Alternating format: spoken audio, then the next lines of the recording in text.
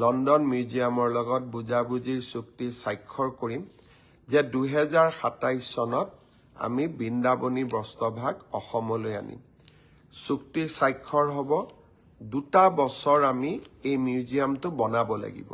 খানাপাৰাত তাৰ কাৰণে আমি মাটিৰো আবণ্টন দিছোঁ সাংস্কৃতিক বিভাগক।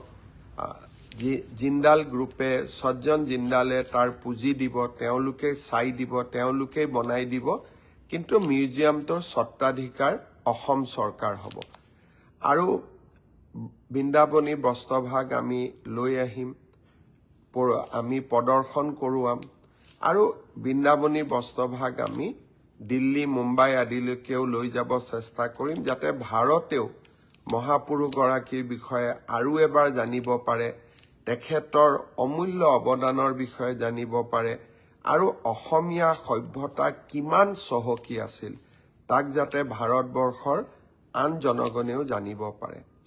মিউজিয়ামটো হোৱাৰ ফলত আৰু এটা লাভ হ'ব যে আমি পৃথিৱীৰ বিভিন্ন মিউজিয়ামৰ পৰা আপুৰুগীয়া সম্পদসমূহ মাজে মাজে আমি অসমত আনি থাকিব পাৰিম, আৰু অসমৰ পৰাও আমাৰ সম্পদসমূহ আমি বিশ্বৰ আন আন মিউজিয়ামলৈকে পঠাব পাৰিম, আৰু আদান প্ৰদান এনেকৈ হৈ থাকিব।